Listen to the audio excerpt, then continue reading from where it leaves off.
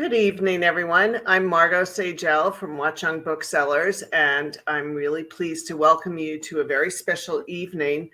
Tonight, we're going to be in conversation with Nomi Stolzenberg and David Myers, who are the authors of American Shtetl, The Making of Kiryas, a Hasidic village in upstate New York. And we're very honored tonight to be sponsored by The Forward, who is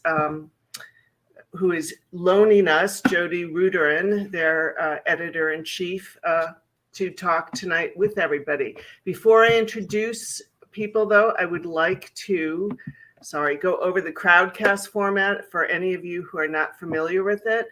We've got the chat area on the side, which is great. I see everybody's very active on there, and it's really nice to give us a shout out so that we can see who's here. People are saying hello to each other. It's great. If you have a question at any time during the course of the conversation, the bottom here, you will see an ask a question button, and please put your question in there. If you find a similar question to yours, just vote on it and it will bring the question up to the top. And most importantly, we have a buy button here. This green button at the bottom of the screen will direct you straight to Watchung Booksellers' website, where you can purchase a copy of American Shtetl.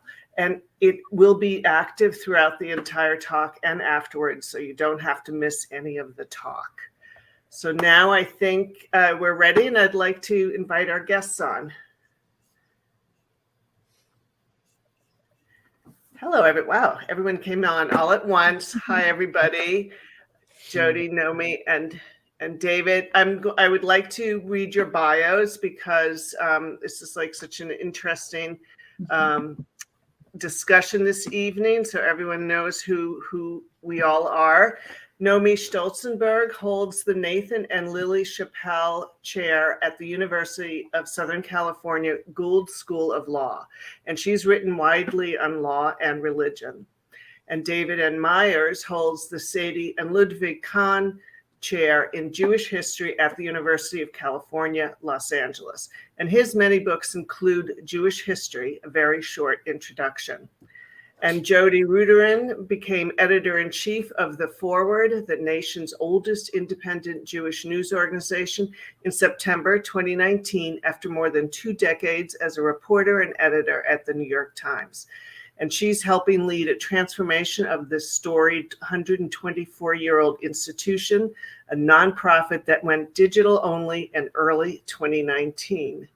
So we welcome you all, and thank you so much for gathering to talk about a fascinating subject and a fascinating book. Thank you both. Thank you, all three of you. Thank you, Margot. It's great to be here. You forgot to mention the most important part of my bio, which is that I live in Montclair and Watchung is my local bookstore. So I'm thrilled to be in partnership with you all tonight. It's great to have that connection, and I'm thrilled to be talking to David and Nomi about this really amazing book that I hope some of you have read and the rest of you will buy tonight by using the buy button. I'm going to start with a sort of basic, easy question. I mean, David, Nomi, you live in the Pico Robertson neighborhood of LA, and I'm wondering, and you do not appear to be Hasidic, as far as I can tell, although maybe Nomi's wearing a very fashionable Shtetl. I don't know. And I'm just like, why did you do this book? Why were you so taken with Kiryas, with what was going on in upstate New York? Why take this on? And connected to that, I'd love you to talk a little bit about who you think the book is for, who's it aimed at, which is always tricky, right? Like, how much is it for the Jewish community, the Hasidic community, the wider world? So why don't we start there? Okay, I think I'll jump in. First of all, thank you, Jodi, for making time for this conversation. I know how busy you are, the news cycle is, and The Forward in general. And I want to thank Margot and Watchung Books for my, really one of the great delights of going to Montclair to visit my very dear friend, Rabbi Cliff Colwyn, who helped us put together this evening, is going to the bookstore. It's just really a great place, and I encourage everybody to patronize it frequently. So what drew us? Well, I mean, the simple answer is KJ, Kiryas Joel, is just too damn interesting to, not devote a lot of time to. It is a community of Hasidic Jews, now numbering 33,000, who have their own legally recognized municipality. And I guess what first attracted me to it, and I must say, I came late in the story. Nomi was interested in Kiryas Joel long before I was. What really drew me was the phenomenon of a strong form of religious subcommunity asserting itself in a modern secular order, on the landscape of a modern secular regime. This has been one of my recurrent interests as an historian. How do Jews, and particularly groups of Jews, assert a strong form of communal identity in the face of all sorts of threats, ranging from fascist totalitarianism to liberal assimilationism? And here was a group that figured it out and did so with astonishing success. So that was the first thing that was really interesting to me, just this kind of phenomenon of strong groups of Jews asserting themselves in kind of counterintuitive ways.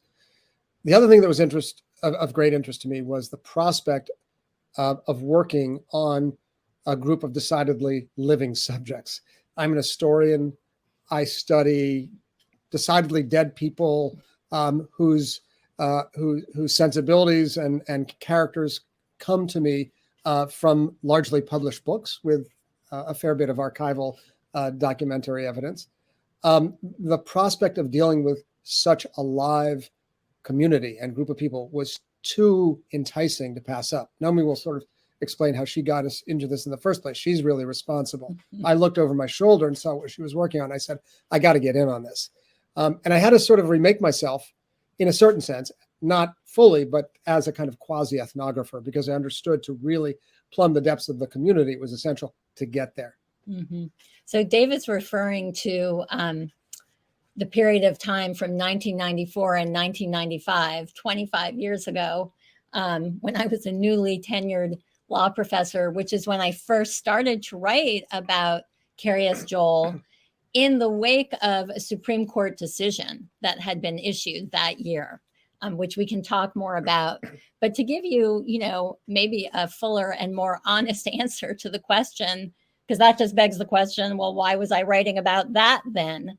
To speak autobiographically, if you, like me, were a child growing up in Cambridge, Massachusetts in the 60s and 70s, I was born 60 years ago in 1961,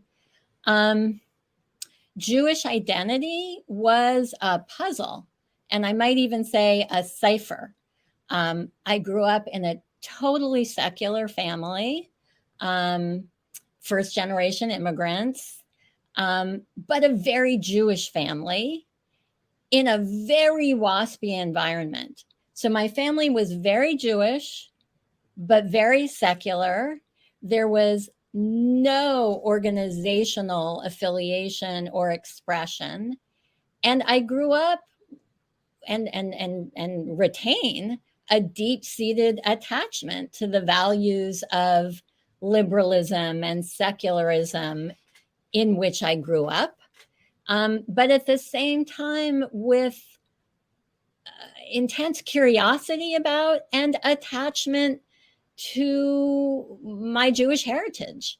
And I think that puzzle, the tensions between the pull of tradition, whether it's, simply nostalgia or something more living in one's own life, the tension between a particularistic identity, a group identity, in some sense, adhering to tradition, and the values of a modern, liberal, progressive, secular world has always animated me personally and has always animated my work.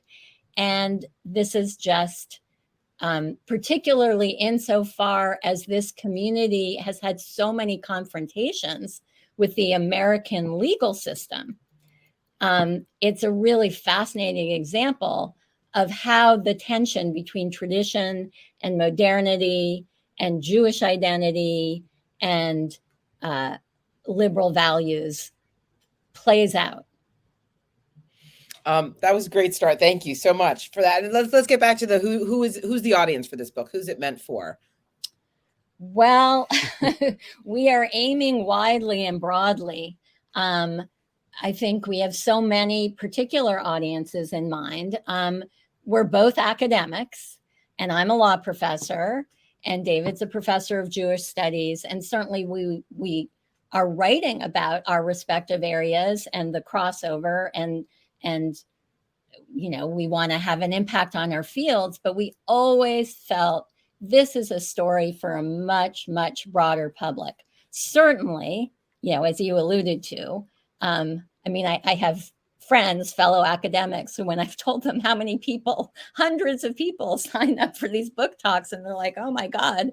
And I want to say, well, if you want to have a broad public, or they're like, how can that be? And what I want to say, but haven't said out loud until now is, well, Jews like to read books, and they really like to read books about Jews. So, of course, especially so many people in New York and New Jersey have intense feelings about and fascination with this community, the Jewish community more broadly. But more broadly than that, I think no longer can people who are paying attention to political life in America think of religion as a marginal phenomenon or something that's going to fade away, to wither away. And so I think we're really writing for a public, an educated, intelligent, curious public that is interested in the place of religion in American society, but also that's interested in the role of law in American religious life and the role of religion in the law. And I would just add very briefly, Nomi, I think, mentioned many of those circles of readers that we're interested in reaching, but two that she didn't mention are, one, those people interested in the phenomenon of Haredi Judaism. This is a moment. We didn't, as you know from the genealogy of this book, we did not plan this moment, and we did not plan to release this book at this moment. But think of the impact of the book and then TV series on Orthodox. Think of the extraordinary appeal of Shtetl, the Israeli series about Haredi Jews. Think of the reality show about lapsed Haredim. There's a keen fascination, an exoticization, a kind of stereotyping and in some sense misrepresentation. And we think our book comes to answer many questions about what is it really like to live in such a community. So that's certainly one audience that we're interested in. There may be three audiences. So the second is people interested in America, because our book is really a story about America. It's a decidedly American story. Again, counterintuitively, one would think this is a story about the old European Shtetl. No, this is a story about the place of those strong, thick forms of religious community in America, which has always been deeply receptive to them. And so that's. I just want to mention the third. Yeah. And then I'm interested in that small handful of people in the Satmar Kiryas world who will read this book, who have read this book, who are keenly fascinated by our interest in what we have to say about KJ. I have so many threads of that I want to pick up. And I'll first say, so for those, we have 278 people here with us. So some of them are probably not related to David and Nomi. So just to, so if you don't know, David and Nomi are married. So you don't think it's weird that David's putting his arm around her. It's not weird. And I'm going to talk to them a little bit more later about how they managed to stay married through working on this book and do a book together. But why don't we just a quick question on the title, American Shtetl, because you just kind of alluded to it, David. So is that a title that you've been working with for years and years, or how did it come to? Do you have any other alternate titles, or that was always the title? That was it. It came to me in a flash. I love titles. And I oftentimes feel like once I've come up with the perfect title, why do I need to actually write anything more? It's all in the title. Totally Actually, agree.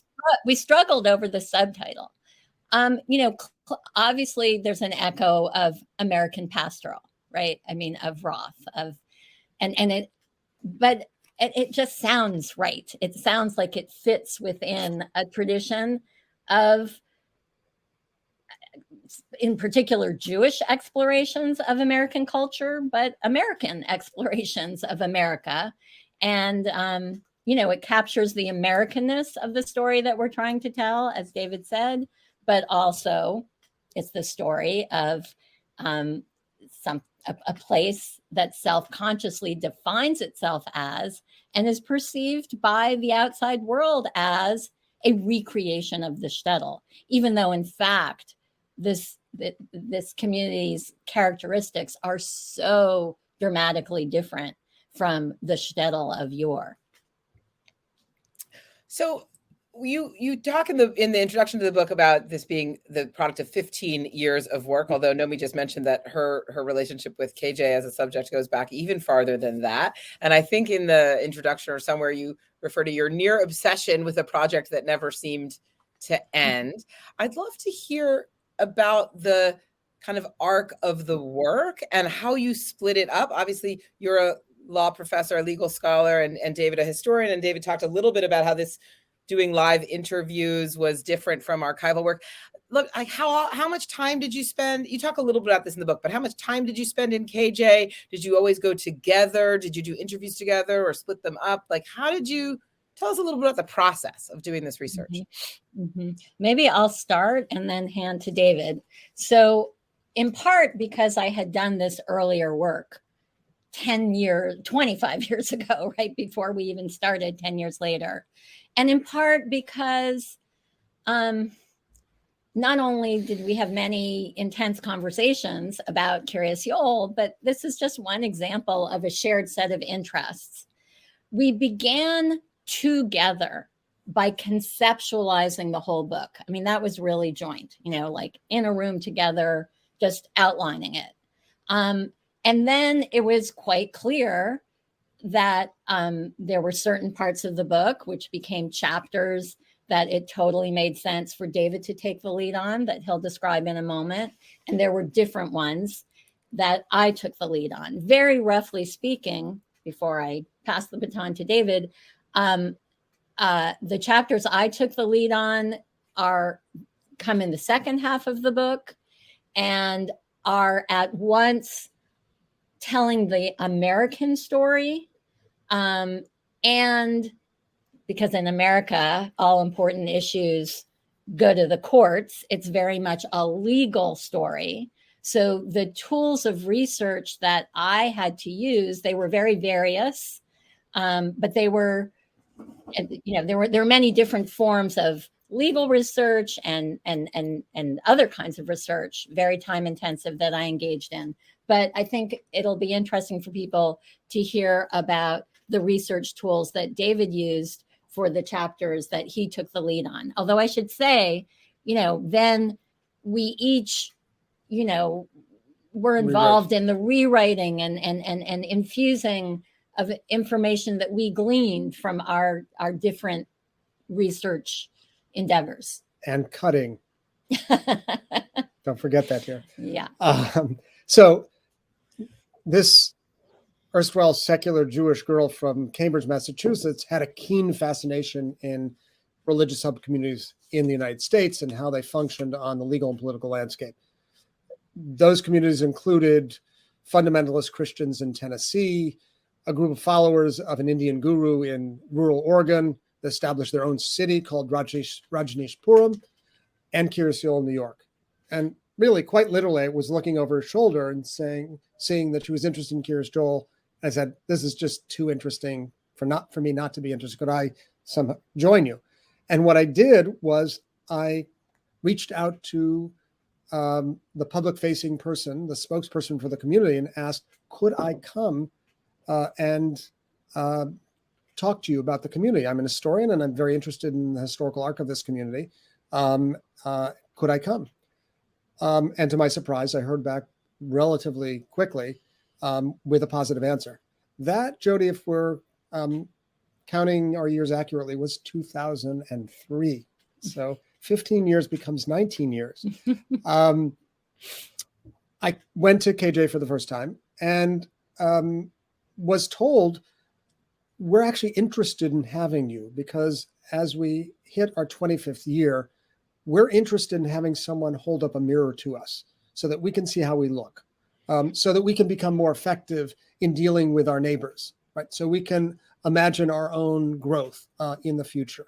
And this was my first introduction to basically a very surprising datum, which is the extent to which KJ, even in its separatist state, has absorbed in so many ways the language and sensibilities of the surrounding environment.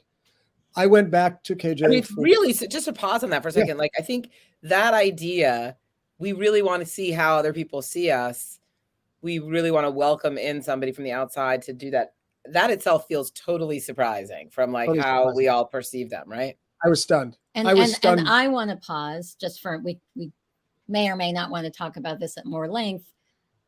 I'm not sure I would have gotten the same reception, right? I mean, there's gender yes. issues here. But so to return to David's story. So I was stunned by that response. And it was both, we want to see how we look and we want to see how we look through your eyes. So there's that double set of lenses. And so I began to go to visit the community. And I should say that both of us have produced many other research projects over the course of the time that it took us to write this book. And raised 3 daughters. And raised 3 daughters. What I discovered was anything but resistance to having someone come from the outside to inquire into the community. And there were, I think, 2 things operative here. One was just the natural curiosity in having a kind of live subject, which in this case I was, sort of reversing the ethnographer's gaze, who was observing whom. People were interested in me. Like, why are you interested in our community? And then over time, it became kind of, I mean, I don't want to overstate the point, but a minor celebrity in some circles because I knew more about the history of the community than almost anybody in the community. And with one very notable exception, and that was the great court historian of the Satmar dynasty, someone who became a great help and even friend, a man by the name of Shlomo Yankel Geldman, who knew everything that the founding rabbi of the Satmar dynasty, Joel Teitelbaum, had done in his life, like literally every day since his bar mitzvah. So I met people like that. And I met people who knew that in some sense, Shlomo Yankel Geldman had validated me and my interests. And that opened doors. That was one sort of interesting feature. People were curious about me. The other really essential factor in getting to know the community better was the result of the fact that there has been a very bitter and protracted succession battle in the community since 1979, since the death of the founding Rebbe. And what that means is if I tell somebody with whom I spoke and they're on the other side of the divide, they will want to sit with me for a long time and explain that everything I just heard was wrong. And that sort of ping-ponged back and forth and led to a very rich trove of historical and ethnographic material. And just quantify it for us a little bit. Like how many trips did you make there? How much time did you spend? When you went, did you stay in people's homes for weekends or day? Or no, I only spend one Shabbos in the community. I spent many overnights. I spent, maybe on a dozen occasions overnight in the area, usually staying in the town of Monroe, right next or somewhere just on the outskirts, and visited dozens more times. Probably on the order of 3 dozen times would be my guess.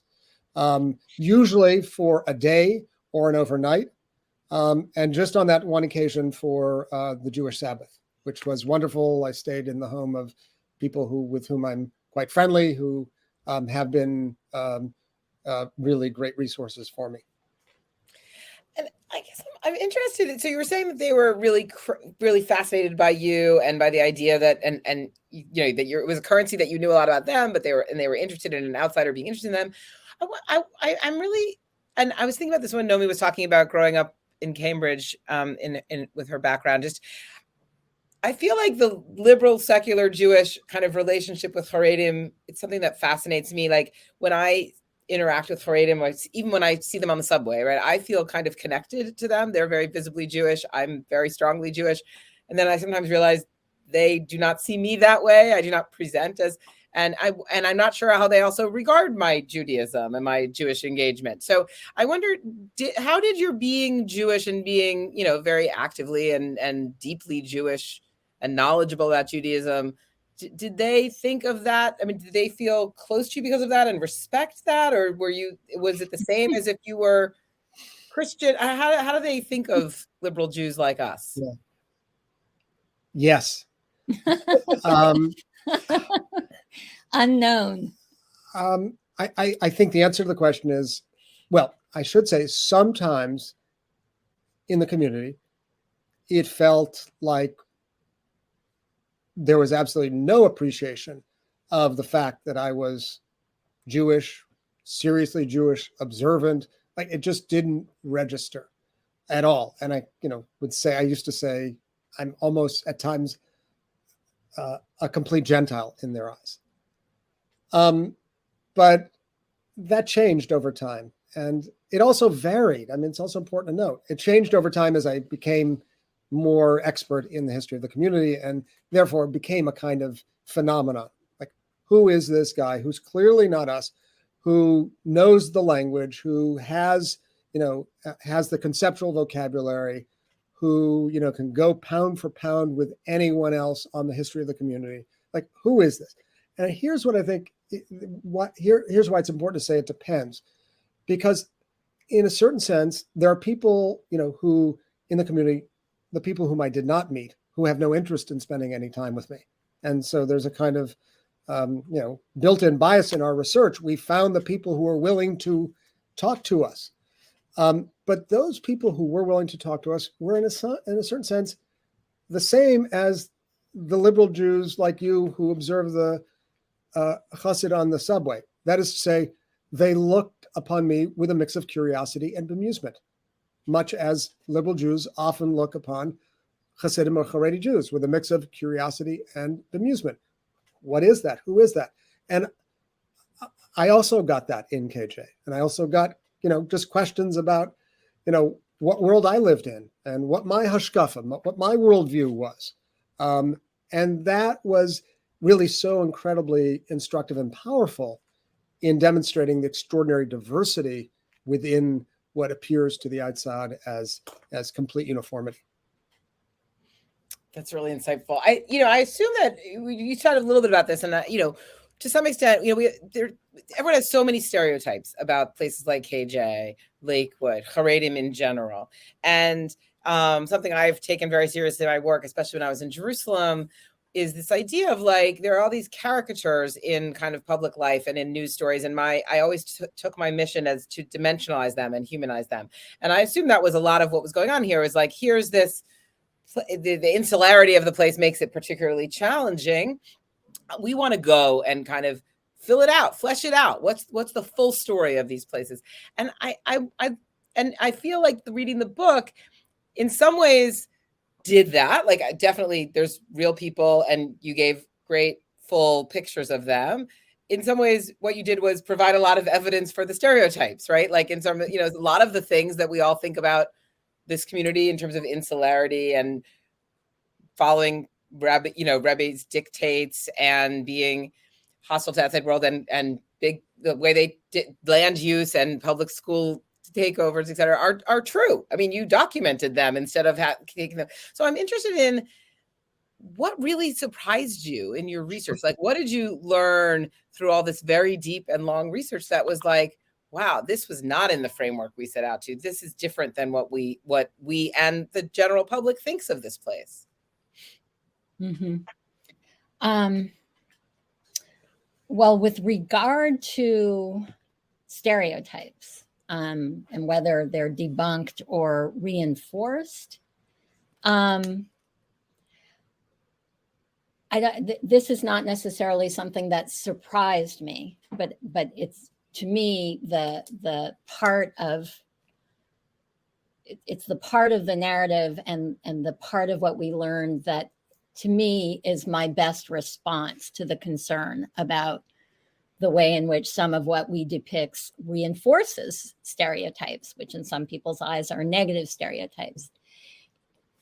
I think again, it wasn't a surprise because this was sort of our hypothesis all along, but I think the very features of the community that in the eyes of its critics are the most negative features, the degree of its insularity, the strictness of religious observance, the traditional gender roles and gender inequality, the exclusionary nature. We could go on and on.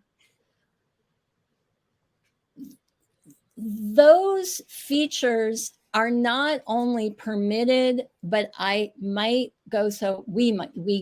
do go so far as to argue, are encouraged and maybe exaggerated by trends in American society and American law and politics that are very supportive and in some ways really incentivize and reward not just this group's insularity, and not all groups, right? Because not all groups have an equal opportunity, but many groups have the ability in America, and it's not just the ability, they are really encouraged by market forces, by cultural forces, by political ideology to self-segregate, to establish communities separated, whether it's, we're talking about socioeconomic or race-based segregation or religious group. Separatism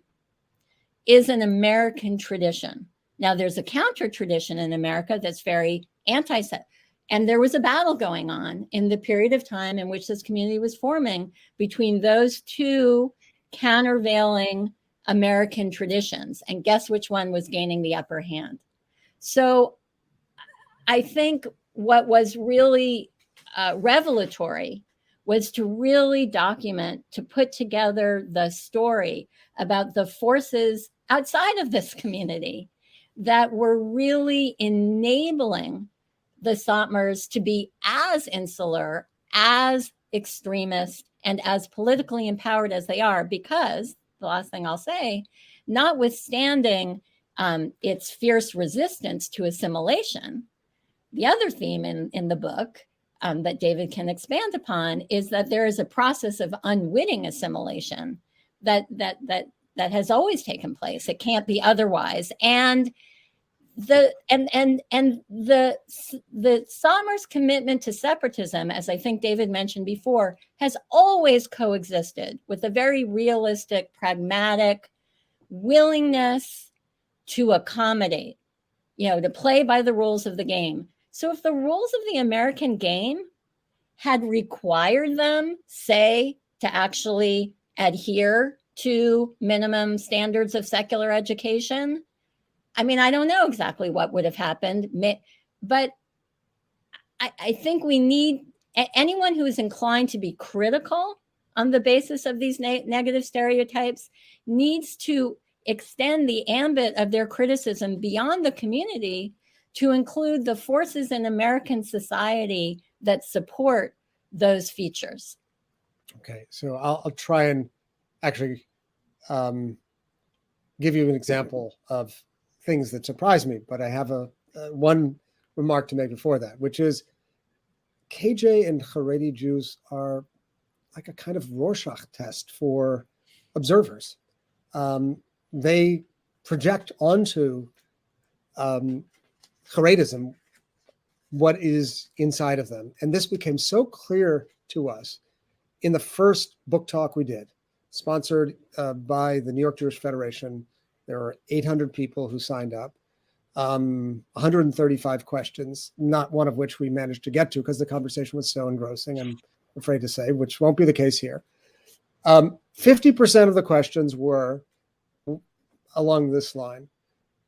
Why are you so afraid to call out what this community really is in an illegal theocracy that violates any and every established norm of the separation of church and state? And 50% of the questions followed this line. Why do you persist in vilifying this community and align yourself with the anti-Semites? And this completely stark divide. So people really bring to the Sounds subject. like the criticism of my coverage of Israel at the New York Times. Exactly. And you sort of take solace in the fact that maybe that means you're getting it right, because you have the criticism coming from both directions. Whether that's true or not. More likely it means it has nothing to do with what you actually wrote. Perhaps. So what people thought right. Yeah, these are questions that were drafted before the discussion began. And it's really important for us to say, as we say in the book, we come neither to condemn nor condone. We come to understand. And amongst the things that really surprised me in the process of understanding were that there were readers in the community, people who loved reading. There are people who love to read modern Jewish scholarship. Like, that was really surprising to me, that I had conversations about recent works that came out in my field with people who aren't supposed to be reading books of that nature. Books of that nature are deemed transgressive. We know about the cases of the Exeters who sort of discovered a wider world and realized that they couldn't live anymore. They couldn't breathe anymore in this suffocating environment through reading. We know that. Deborah Feldman talks about that in Unorthodox. But I'm talking about people who are squarely in the community, and they're just passionate readers, including of secular scholarship, as it were. I was surprised to discover the guitar strummers, the young men who go to the club and play music and smoke pot. I was surprised to discover a few self-described feminists and physical fitness fanatics. And people who rolled their eyes at sort of the stringencies in the community, and people who felt that the Satmar world was spiritually arid and imported the Breslover Hasidic way, sort of a far more ecstatic form of worship into the community. This is like amazing to discover. Like, this completely monochromatic world became, I wouldn't say explosively polychromatic, but it was sort of shattered, and a whole new image took hold. These were some of the things that really surprised me. So that leads me to my next question. I want to talk about assimilation a little bit, because although you just kind of blew up my question a little bit, David, which is always good, because I feel like most of us think about assimilation largely in the ways that you just talked about. I mean, first of all, we think like, well, they're not assimilated. They're exactly the opposite of assimilated. They're segregated and insular and trying to not be part of the world. And we think of it in terms of like, has popular culture seeped in, right? Like, and one of the things you write about in the book is the way that young girls still want to be thin and the way that fashion seeps through modesty rules. And you just gave a bunch more examples of ways in which there's sort of some cultural assimilation. But I thought what was really a really truly new idea in your book, I thought, was the idea that the core of assimilation of this community is its mastering of the tools of American law and politics. And that the idea of using those secular tools to protect the religious insularity was in itself assimilative, if that's a word. And I'd love to hear you guys talk a little bit about that, because that feels like a new idea to me. I mean, it's like an intellectual assimilation rather than cultural assimilation, I guess. Yeah, I'll just set the stage historically with a brief observation for the phenomenon that we refer to as unwitting assimilation. What it reflects is a willingness on the part of the community not only to adopt an attitude of relative intolerance to forms of impurity that they identify within the Jewish world and more generally in the modern world, and thus that agitates towards a separatist existence, but at the same time, already back in Europe, a willingness to accommodate to secular authority in order to advance the interests of the community. This is represented famously in graphic form in a picture of the founding Satmar Rebbe, Rabbi Joel Teitelbaum, bowing to greet the Romanian king, King Karoli, in 1936. A very kind of evocative image that encapsulates and captures that sensibility of accommodation to political authorities of the realm as part of the basic organizational strategy of succeeding as a community. And I'll hand it off to Nomi with that. Yeah. Well, I will first of all just say another really interesting example of assimilation is the way in which changing attitudes towards people with disabilities emerged. But to address your focus on their incredible adaptation to the American political system, and how indeed, I mean, this is our core argument, that paradoxically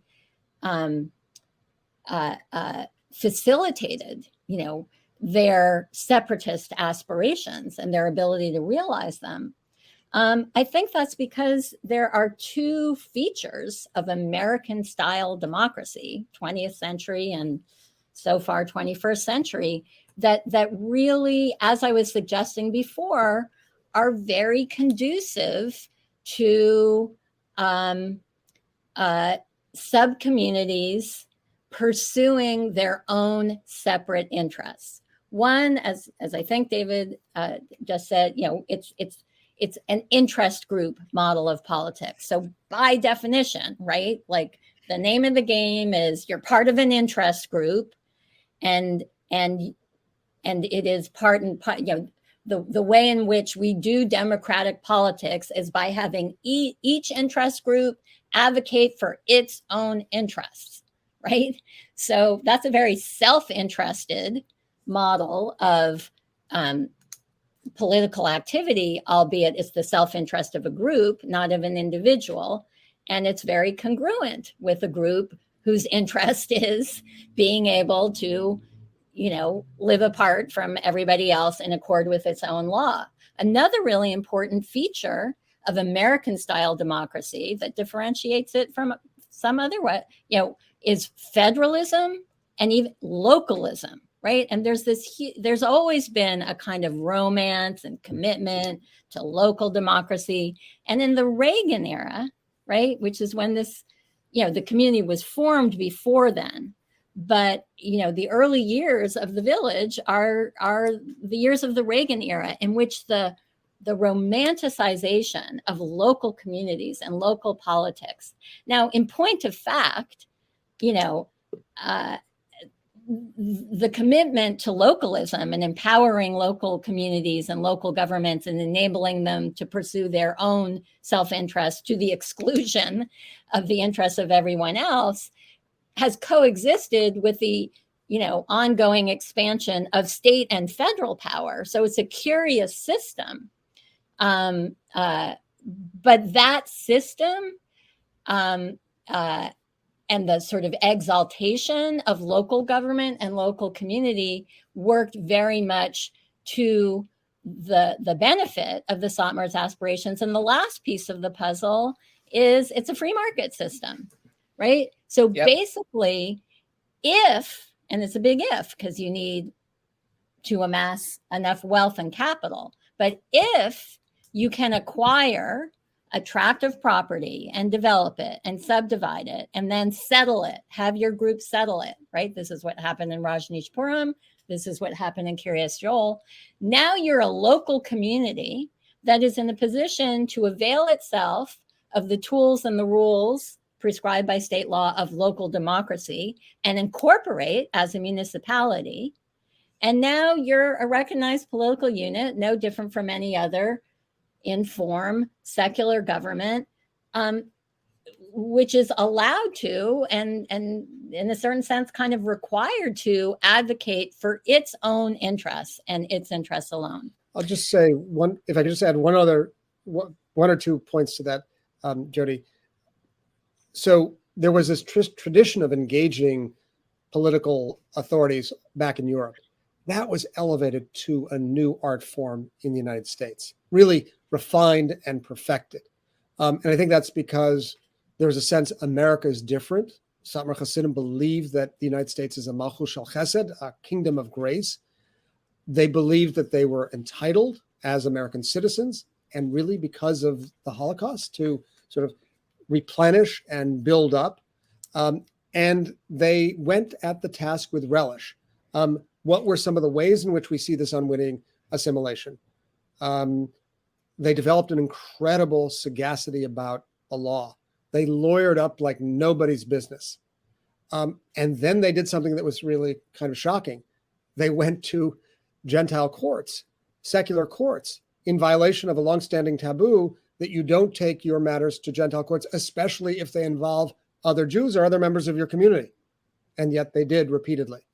They understood the game of interest group politics, as Nomi said, and they exercised their craft with unbelievable efficacy, especially in the electoral realm, by using their block vote.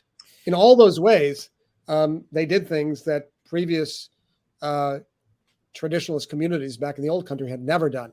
And these are manifestations of what we call unwitting assimilation. Great. I want to turn to some of these audience questions. They're really good. First, a very simple one. Daniel Simons asked whether you did your interviews in English, Yiddish, or Hebrew. mainly in English, I should say. But that's a little bit confusing because at a certain point, things break down, and a sentence, will very often include a reference to biblical or rabbinic Hebrew, and of heavy reliance on Yiddish. So I would say mainly in English, with a substantial minority of Yiddish, and then a dose or two of Hebrew. And Nomi, I'm assuming most of the legal research was in English. Yeah, well, that's actually very interesting, because some of the most interesting things I found in the court records were both copies of, very important documents that were critical to the how the disputes were going to be resolved, like the bylaws of the shul in Hebrew, typically, and then translations into English. And then there would be disputes over the translation, which was really fascinating. But bylaws, yes. The original bylaws in 1952, over which there was a lot of disagreement about what it means to be the ultimate authority of the community, actually were in Yiddish in this case. Yeah. So the whole issue of translation from Satmar discourse into the discourse of American law is really fascinating.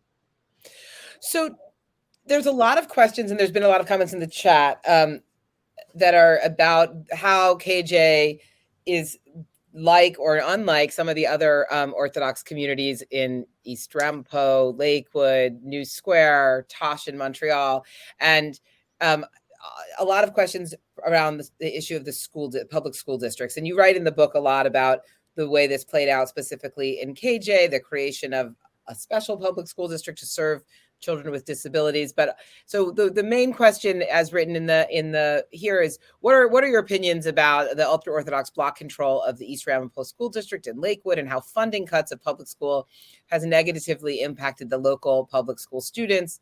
Lakewood, this person is saying, is $150 million in debt. That's the public school system, and they're expected to reach the community. I think they're saying the Haredi community is expected to reach 250,000 people by 2030. How is the state supposed to address this? And I mean, you can start with talking about schools and about Lakewood, if you know. I mean, there really are two sets of issues with these communities, right? Legal issues. One is around the public schools and the takeover of districts and how public school funding works with people who generally attend private schools. And then the other is the land use, the land use issues. So it's a big question. There's a lot of ways to go there. I don't know how you guys want to dive into it. Okay. I'm more familiar with the East Ramapo situation than the Lakewood. The first thing to say, right, is that Kiryas and East Ramapo, in a certain sense, represent diametrically opposite solutions Models. to the problem. You can, that is to say, in Kiryas, what happened was, having already separated and formed their own village, but they remained part of a regional public school district. They then got the state to pass a law authorizing the creation of a separate public school district within the confines of the village. So it's precisely the opposite of the situation in East Ramapo and perhaps other communities. It's a divorce. As for the situation, but there's a fundamental similarity, and much depends on specific facts, and it's hard to know what's really going on.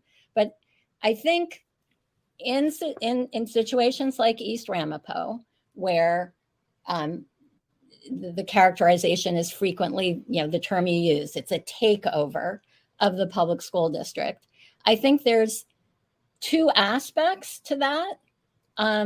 Two aspects of the situation that we really need to analyze carefully before we know whether or not it's appropriate to accept the characterization of this as a takeover. One point that, perhaps now it's better understood than it was before in the communities where you are, precisely because of these controversies. But I think many people haven't understood that ever since the passage of the federal law guaranteeing special educational services for all children with special needs, public school districts have an obligation to provide special educational services for every child in their jurisdiction, not only children who attend public schools. That is to say, children who attend private schools, whether they're religious or secular private schools, children who are homeschooled, and children who attend to public school have an equal right, and indeed the state, so now, and then special education. It's all about individualized education plans and the placement for a child that's best suited to their educational and developmental needs. And so another big controversy, is every single child who has special needs required to go to public school to receive their services? Or is it ever appropriate from the standpoint of the goals of special education itself to provide those services to children who are attending religious schools?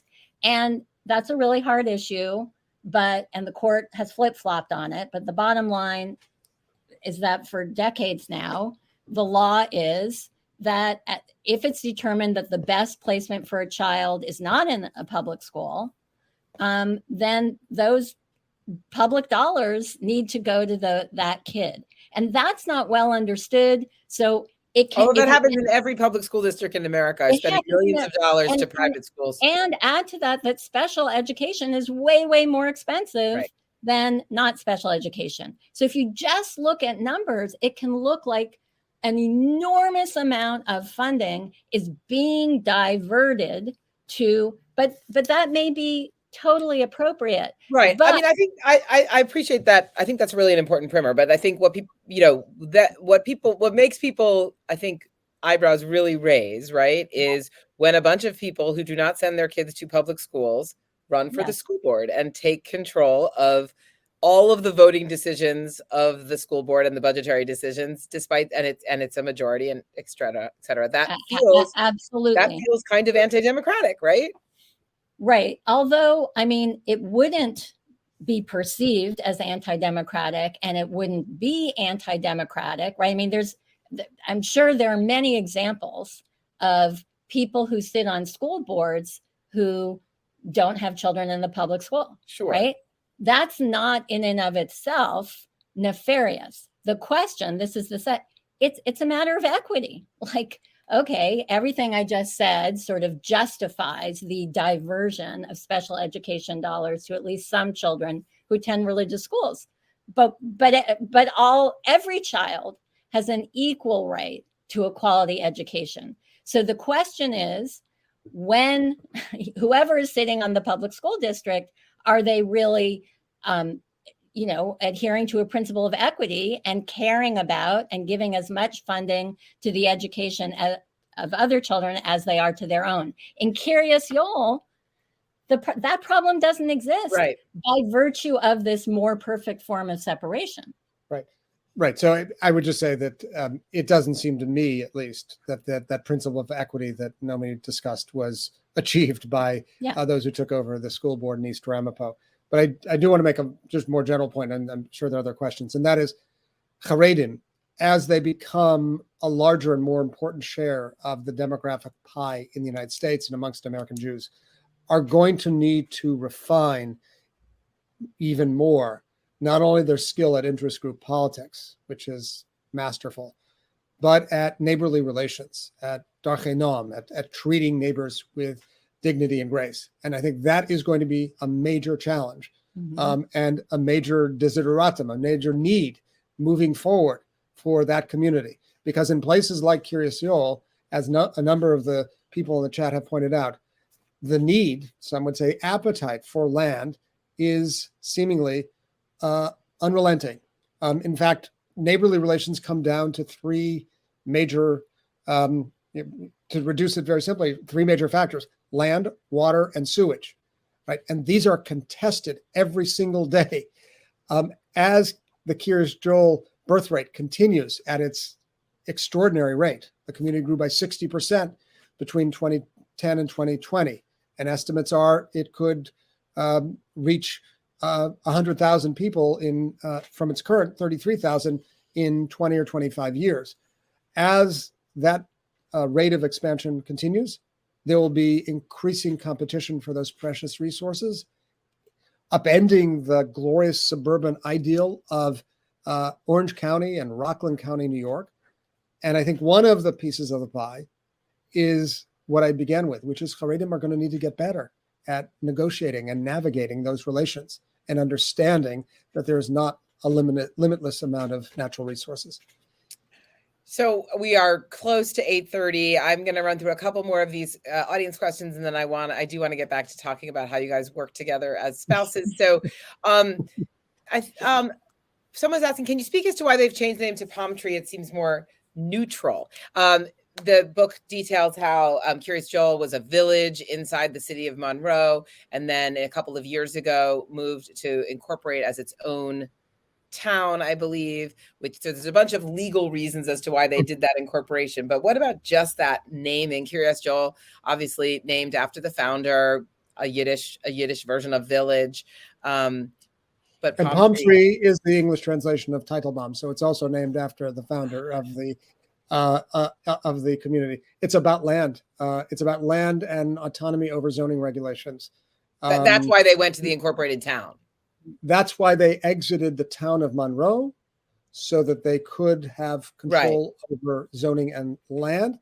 The precipitant for this was the attempt to annex an additional 507 acres of land from the town of Monroe, beginning in 2013. 6 years of David, that they chose to incorporate as Palm Tree rather than as Kiryas Yol because it was more neutral. Oh, yes. I probably as part of sort of this process of sort of how do we look to the outside? Palm Tree is a less frightening proposition than Kiryas Yol. And you could technically, there's a town and a village of Monroe, you could have used the same, but it hadn't been so successful in sort of ameliorating relations with neighbors. They thought that they would try something new, and it turns out the borders are completely coterminous. It's the same entity. So a couple questions that are related. One, maybe they're not related. I don't know. People are asking how many women were interviewed and of what ages, and then separately, did people talk at all about the accusations of sexual abuse in the community? Mm-hmm. So, David talked earlier about the way in which inevitably any interview-based study there are built-in biases, and we were very, very aware from the beginning that there was a built-in gender bias, right? This is a very good question. I mean, the simple answer is we, meaning David, gender, talked to far more many men than to women, although he did and I did talk to some women. And that was almost a foregone conclusion because of the nature of gender divisions and gender segregation norms and so on and so forth. I was probably, I mean, I don't know, because I chose not to try what would have happened if I had tried to be the person doing an equal share, the lion's share of the interviews with men. But I suspect maybe I wouldn't have been refused. I just think it would have gone very differently. More than that, right? So that's my access as a woman to the men in the community. Either of our access to the women, it's a built-in bias is that the public face of a community is much more accessible to outsiders than the private, intimate, domestic sphere, which is largely where women are. Now, there is social scientists, anthropologists, sociologists, ethnographers have a solution for that. It's called being a participant observer. It's like but I'm not a sociologist and I'm not an anthropologist and I live in Los Angeles and I was raising a family. Those are long, in theory. I mean, I imagined this many times. Oh, if only I could clone myself and there would be a version of me that was an anthropologist and would be embedded long term. And then, sure, anthropologists get access to women, even in very traditional but that wasn't going to happen. And we had, I think it was really, really important that we were aware of it and figure out various ways of dealing with it. But we also had to kind of accept it as a built-in bias and limitation. And we discussed that in the book. That said, the people I spoke to primarily were not people who are residents in Kiryas, but people who interface, and that includes journalists and lawyers and school superintendents, but also, OTD, off the derech, people who've grown up in the community, have left, who are members of organizations like Footsteps, so both of us had the opportunity to speak to women who grew up in the community.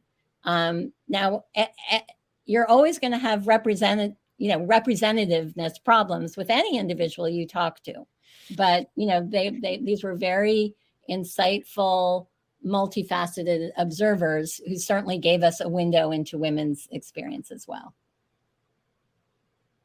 And what about the issue of sexual abuse? You want to do that? Yeah, right. So very quickly, I just want to say that we're witnessing in our time the kind of revolution in the Haredi world in recent weeks, following the allegations that surfaced about the very well-known children's author Chaim Balder. And especially in Israel, there's really been a kind of revolution brought forward by women in the Haredi community, who've distributed something on the order of 1 million flyers in the Haredi community, calling on rabbis to denounce Chaim Balder and to remove his books and to take a public stance. Over the course of our time, there was one very famous case of sexual abuse involving, I think it was Nehemiah Weberman in Brooklyn, in Williamsburg. There was one not fully substantiated public allegation in Kiryas Joel involving a school principal. Clearly, there have been changes in the community. There's still a very powerful code of silence, that these are allegations that should never be aired in public. But I think that's beginning to crack, especially as we see a more assertive role played by women. I don't want to suggest that instances of sexual abuse or domestic violence don't exist in the Haredi community. They absolutely do. And I don't want to deny that there's a code of silence. There is and has been, and it's been very powerful.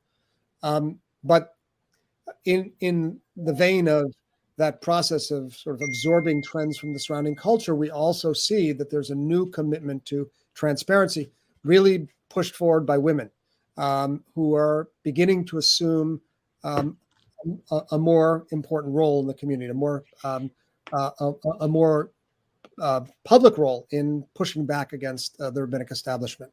And that, to my mind, is a salutary development. So I know we're over the hour, and I honestly we could have spent another hour talking about my last question, which is, you know, my husband and I have fights when we try to like write a party invitation together, and I'm really interested if you could briefly talk a little bit about what it was like. I don't know if this is the first. I think this is the first book you've done together, first major project besides your three girls. Just tell us a little bit about what it was like, how you managed to work so intensively on a book with your spouse. Did Princeton University Press pay for your couples therapy? No, but I mean, anyway, I just maybe some insights we can take with us for how to, make those kinds of things work. Yeah. You have very different answers. That's okay, but just keep them so brief. it was a long time. So there were many phases, and the majority of it was very peaceable, and more than that, really wonderful to like have this common interest and this common project. Were there any bad moments? Sure. Really having to do, I would say, with work style and work pace.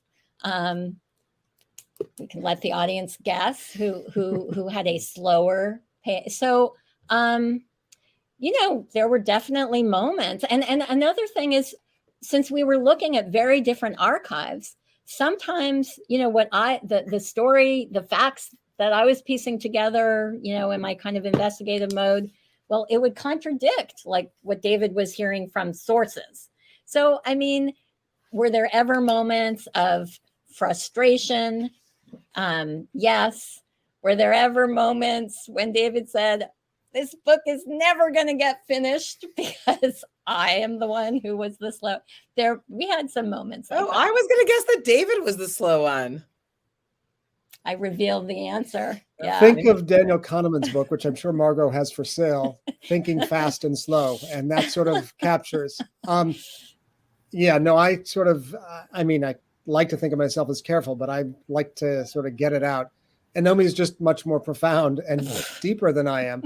And she really just has to get it right. And, that was sort of the different work rhythms were periodically a challenge. But, at the end of the day, we married our scholarly interests in a way that we think is, by our standards, a compelling read. So Margot's here, so I know I have to shut up, but are you going to do another book together? I think so. I say yes. Could be. All right. But if we took that long, we would be, thank you so much for your great insights on this amazing book. And thanks to this audience for such great chat comments and questions. I'm sorry we didn't get to more of them. And thanks, of course, to Margot and Watchung Booksellers for hosting us, and to Catherine for putting this program together. Thank you all. It was an amazing discussion and background to obviously a really important book. And between the chat and the questions, you realize how much is in there and why it took you as long as it did, because you need to give us answers. But I want to encourage everybody to purchase a copy of American Shtetl, because this is how we support our authors, by buying their books. And I want to thank you all, Jodi, especially for the time you've given to share with us. This was a really illuminating discussion in many ways. So thank you all for coming tonight. And thanks for the audience for their great engagement. And thanks.